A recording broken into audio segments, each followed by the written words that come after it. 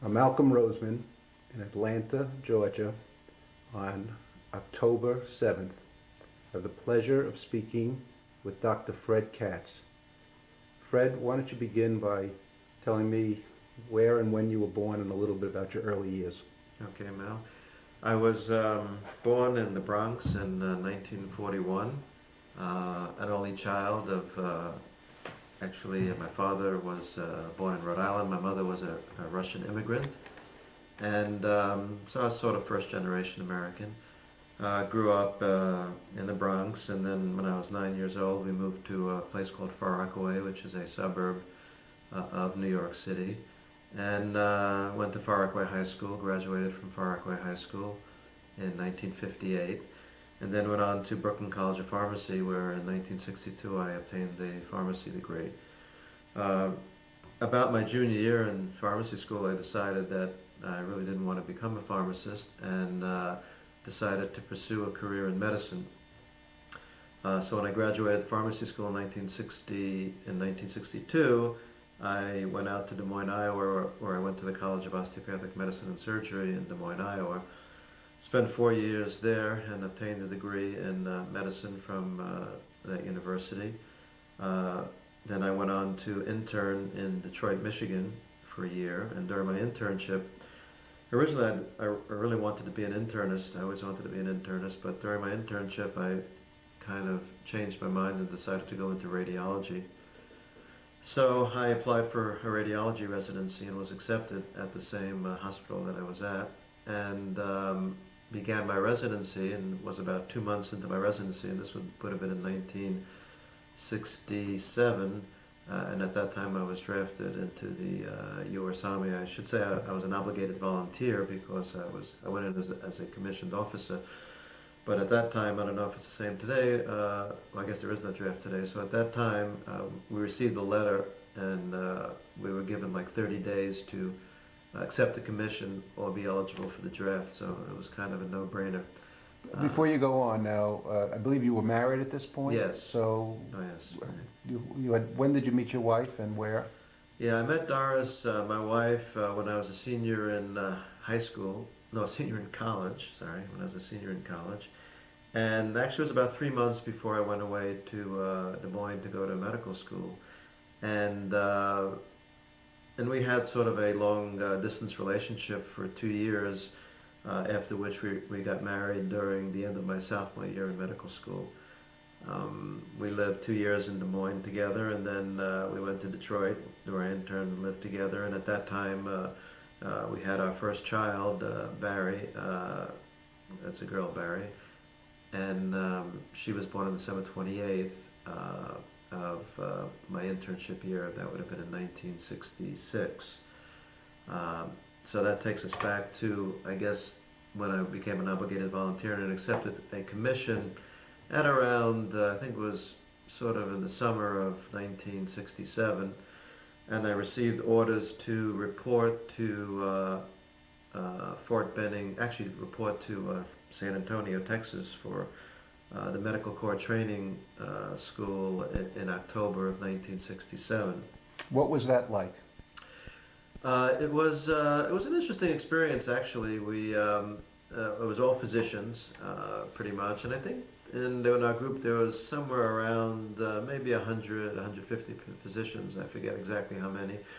We spent about half the day, I believe, in classroom learning various things about the Army, how to salute, basic things, because here we were coming in as captains, and most of us had no experience at all with the military. So it was as basic things as saluting to map reading, things of that regard.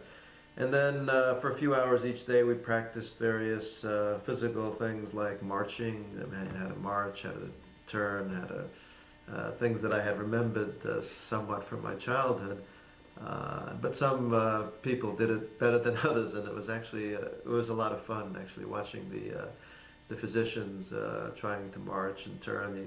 Nine guys turn one way, and So you didn't learn to shoot a rifle, or did you go through any of the what might be considered normal, basic, we besides what you didn't. spoke We of? learned how to shoot a 45, I believe. I believe we should, of course, being a so-called non-combatant, the only weapon we classically had was a 45. So we basically learned how to fire a 45, but we didn't spend really much time at all on it, hardly any time at all that I remember.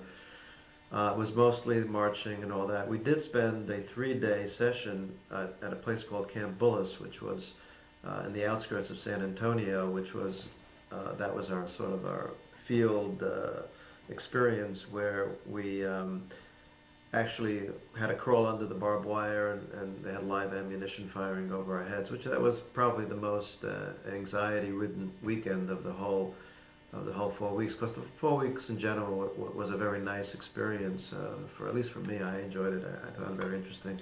Actually, we learned how to teach. We learned various things that I found actually helpful later on in life. But the Camp Bullis experience was kind of scary for most of us because we were exposed to live ammunition for the first time, crawling in the mud, which most of us were not used to doing.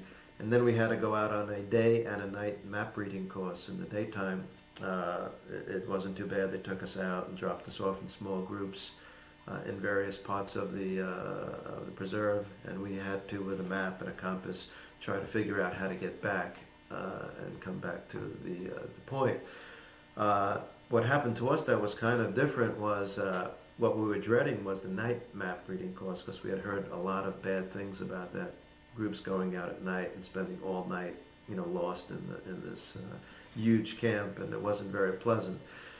And the night we were going out, it was a pouring rain. It actually had rain during the day on and off too, which wasn't that pleasant in the daytime, but at night it started to really storm, and the rain was very difficult. We were going out on these army trucks, filled trucks of doctors, if you can imagine. I mean, I would like to actually see that sight again, because people were really complaining. And anyway, as we went out, we got further and further into mud, and the trucks were in mud, and the trucks were skidding all over the place. And all the doctors were screaming and yelling, "This, you can't. Someone's going to get hurt. You can't do this. It's not right, And whoever was in charge, I don't remember the guy's rank, but of course he's dealing now with a bunch of captains. I mean, everybody's a captain. He might have been a captain as well, or a major or something. And he didn't really know what to do. And we told him, he just said, "Call it off. It's ridiculous." He just couldn't do it. He said he had to call his commanding officer. Well, and we kept on getting, it was worse and worse. Eventually, he somehow got his commanding officer on the phone, and they gave permission to cancel it. So we never did go through the night map course, but it was still quite an experience. And that's how pretty much basic training was. Where did you go from there? From there, I went to Fort Benning, Georgia. I should say the funny part is when I originally received our orders, a lot of my friends had received orders at the same time, and most of my friends, as it turned out, received orders for Vietnam. I mean, of course, they all went to the same San Antonio training school, but on their orders it said Vietnam or whatever it was. And I was really kind of expecting the same thing. And when I received my orders, mine said OJT 6 months, Fort Benning, Georgia. Well, I had no idea what OJT meant. On the job training, I assume. Yeah, it was, but at the time I didn't have a clue, and I asked a lot of people, "What is OJT?" Nobody. Finally, I called up actually a recruiting station, and I asked. I said, "I received these orders, and I can't, can you decipher them for me?" And they did. They said it was on-the-job training, and it was radiology, because I had started a radiology residency, interestingly enough. So, as luck would have it, the Army was very short of radiologists when I came in. So even though I only had 2 months of training, they put me in a 6-month on-the-job training program in radiology at Fort Benning, Georgia, in the hospital there, and which really was a terrific experience for me, actually, for the rest of my life. Was your family with you at the time? My family was. They came with me, Doris and my little daughter Barry, who was, she was probably like 6 months old. She came with me to Fort Sam Houston in San Antonio. Okay. They both came for 4 weeks or 5 weeks we were there. And then from there we traveled together to Fort Benning. And at Fort Benning we had little Army housing, which was very nice. So it wound up to be very good for us.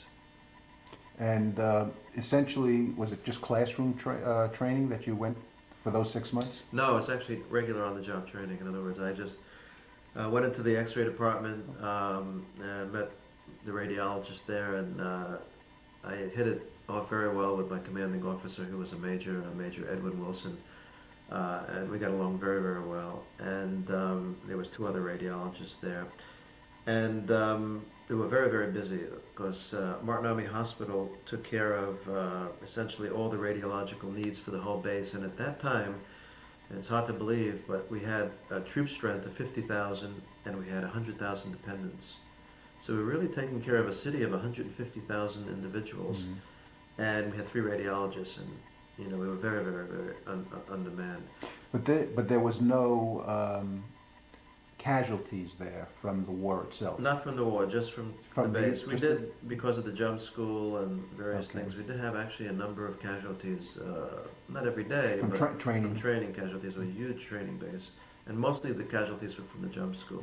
We had casualties. Nothing, I don't think we ever had a fatal casualty, but we had sometimes one time I remember 12, 14 casualties came in at once because they had jumped on a very windy day, which they probably shouldn't have.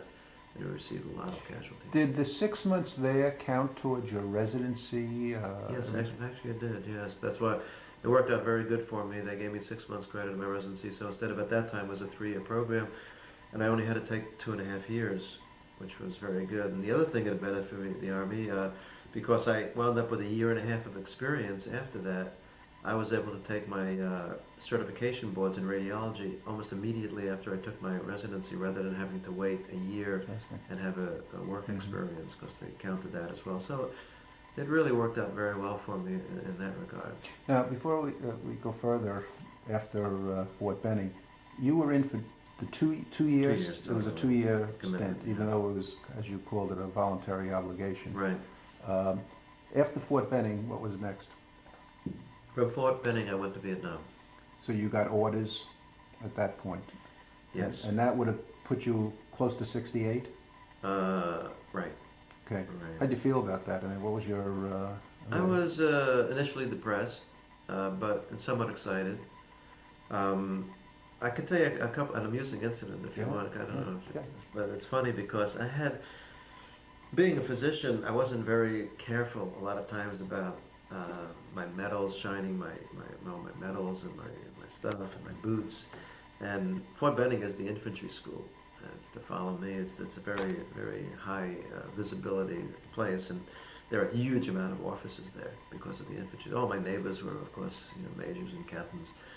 And one time I looked down at my boots and I thought, they just didn't look right. They were just kind of muddy. And actually, I think they were still from that Fort Bullis. They had never been shined, because I didn't usually wear boots because I wore shoes.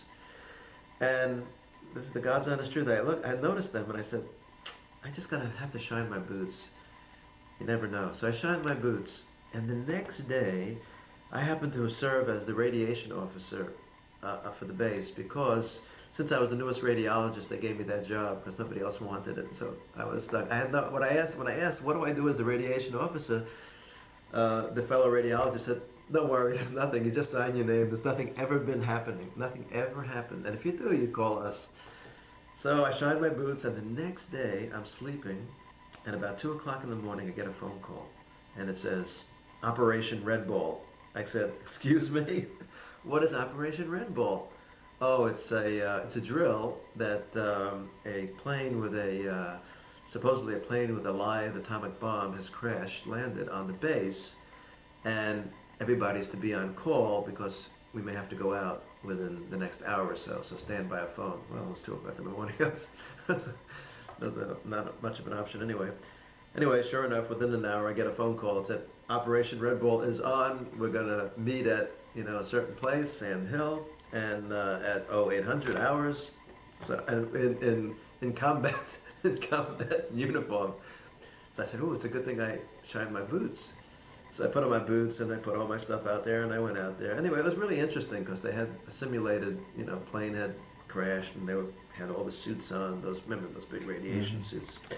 And as I'm standing there, the general who was in charge of overseeing all this, he wanted to meet the doctor who's in charge. That was me. It was unbelievable. So he comes up to me and he introduced himself and he said, Oh, he says, what arrangements have you made for the radiation injured people? I'm thinking to myself, I haven't made any arrangements at all. And thank God, of course, I learned my first lesson about the Army. God bless sergeants.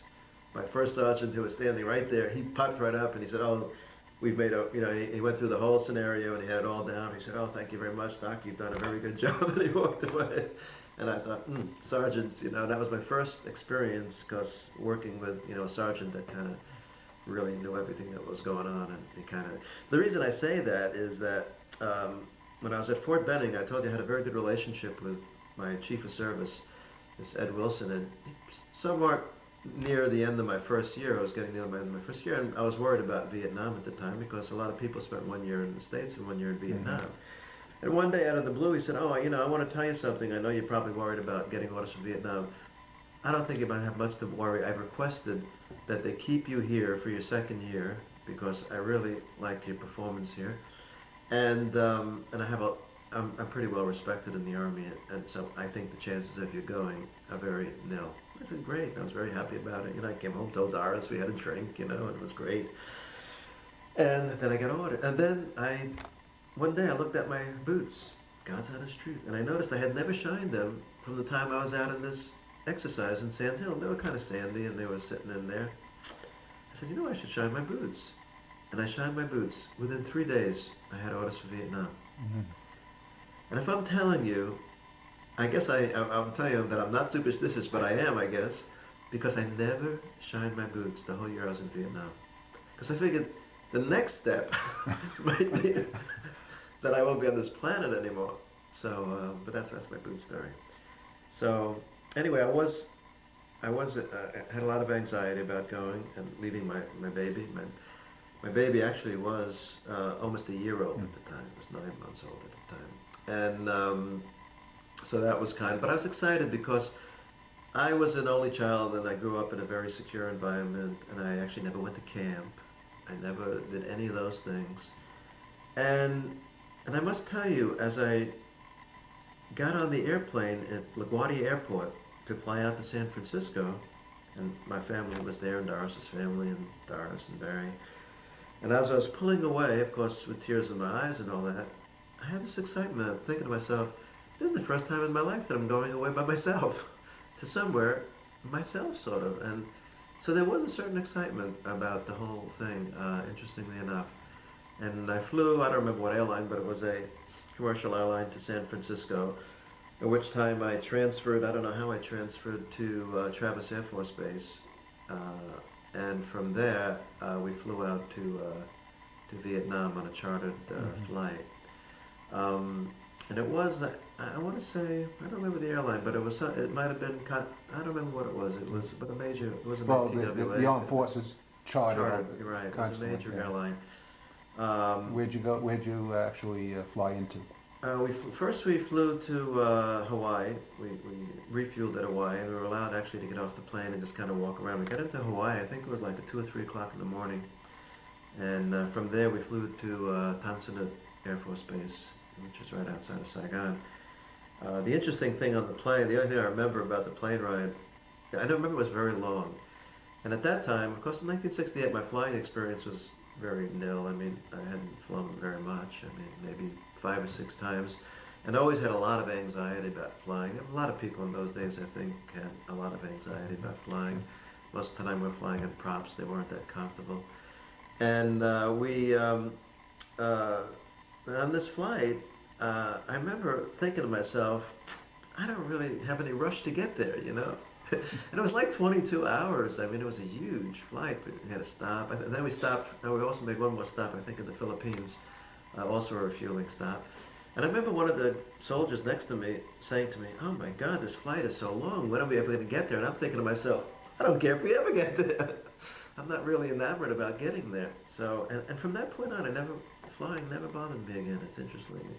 After that flight, I never cared much, bothered me. And we flew, I remember flying into Saigon, into Tan Son Nhut, and smoke was coming up from all over, all on the horizon. I saw smoke coming up, and it really frightened me. And I was very frightened. And it was a beautiful, clear day. And then we flew in, and I thought to myself, wow, they must be getting water or something.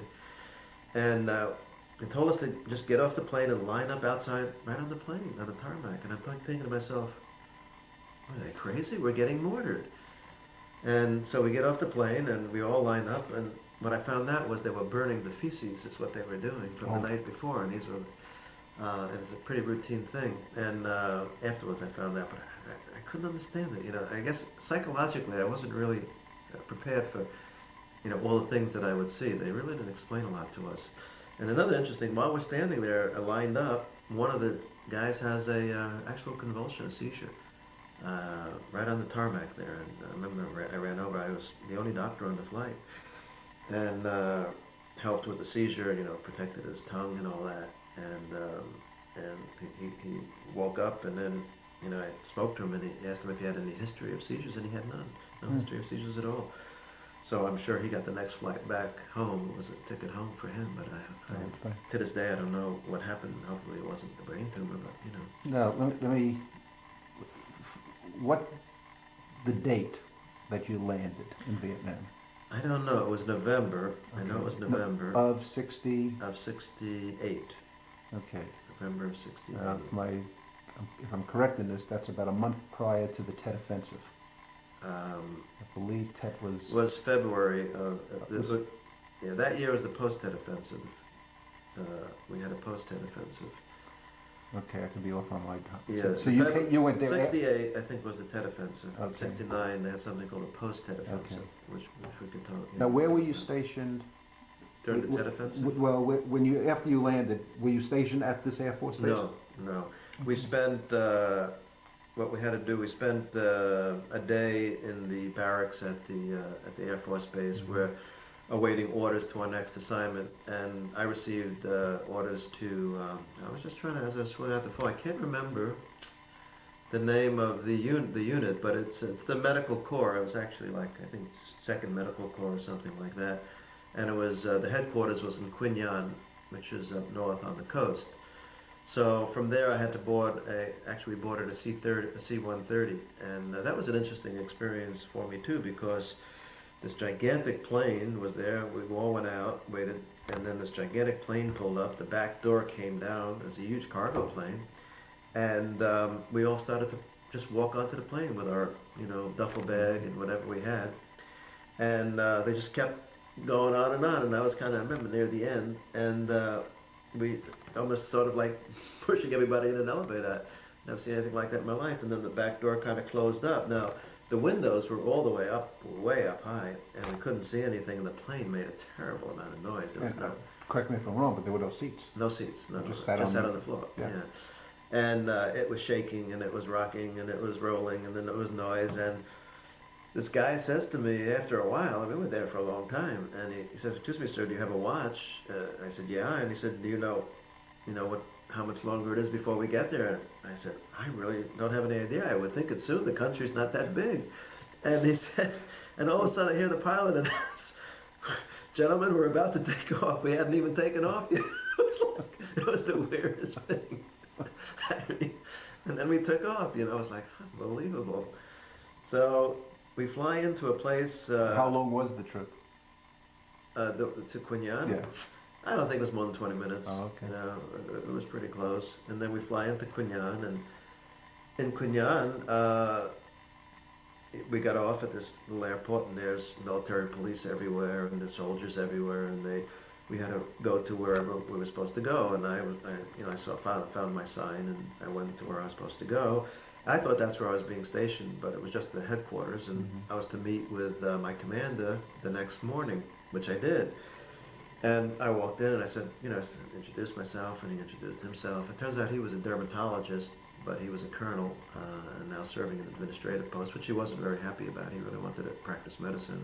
He went through this whole thing. But anyway, he said, I said, wow. I said, and I looked around, because this was like a beachside town, and it looked like a nice little city. And I said, oh, it looks like it's a nice place to be. He said, oh, yeah, it is. He says, but you're not staying here. I said, oh, really? He said, yes, you're going to a place called An Khê. And I said, oh, okay, I never heard of it. He said, let me show you on the map. And because here we're on the coast, now he goes inland, you know, into the Central Highlands, and he points this little base in the middle of nowhere. And I said, I must have like got a little frightened because he said, "Oh," he said, "let me tell you, it's a great place to be. It's nice. The weather is good because it's in the mountains. It's cool. They really need a radiologist. They haven't had one there for 2 months, and the action, the base is very safe, and you won't have to worry about your security." I said, "Great." So that afternoon, I was on another plane. This time we had seats on the plane, and I don't know what kind of plane it was, but it had seats, and but they were these kind of like net seats. You said, remember it was like a net, and they fly into this airport. It was late in the afternoon, and there was nothing. I mean, like nobody around. And I'm thinking, because every other place I'd been was bustling. Tansanut, there was military police and soldiers everywhere. In Quinyan, the same thing. Everywhere there was action and people, and there was nobody. I mean, there was the runway, and then a little building, which was like a small little house, and that was it. And he dropped me off. I was the only one who got off. And I remember, I said, "Excuse me," I said, "what do I do now?" He said, "Oh, and go to the building, and there's probably a phone or something in there." I said, "Oh, okay." And I'm thinking to myself, where am I? It's like, I was really frightened. And the plane took off, and I walked to the building, and there was phones, and different phones for different units. And I found the unit I had to report to, which was the 17th Field Hospital. And I called, and they said, "Oh, they send an ambulance out for me." I said, "Okay." So I waited, and about... So there was nobody at the field at all? Not a human being. Only me. So there's no security? There's nothing? Nothing. And I can't figure out what's going on. And I am frightened. I mean, I don't even have a weapon, not that I would... And you're there by yourself? Yeah, not that Except for these know. phones? Just me and the And phones. you're praying they're working? Right. And I don't know where I am. So, about half an hour, 20 minutes, half an hour, an ambulance pulls up, and two nice guys come out. I forgot their rank, they were corpsmen, and they salute me and introduce themselves, and said, "Get in," and I get in, and we start to drive. And we're driving over bridges, and little bridges, and beautiful terrain. I mean, little hills, and there's mountains I could see, and I'm thinking to myself, this is unbelievable. Where's the protection? What I didn't know at the time was we were in a huge base.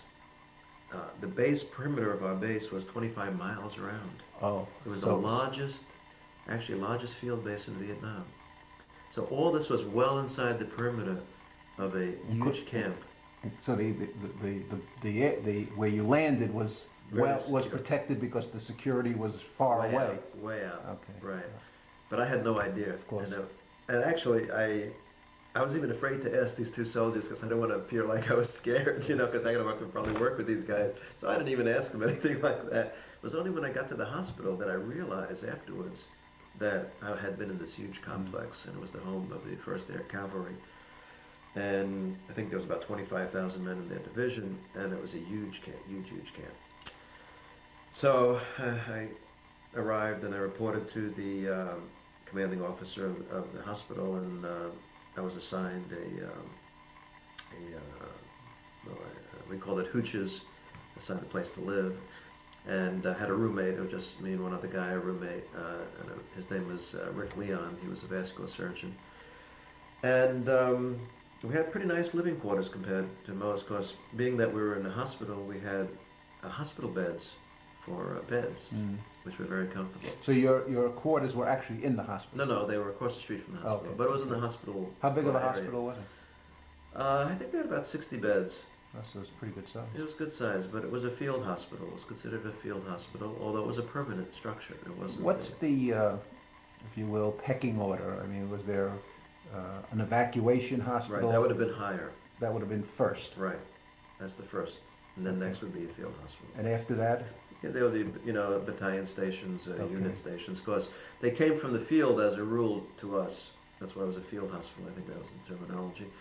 And then if we couldn't handle it, or if it was a complicated case that needed further care, we evacuated to the evacuation hospital. And then from there they went to, the Philippines or Hawaii, or wherever they go.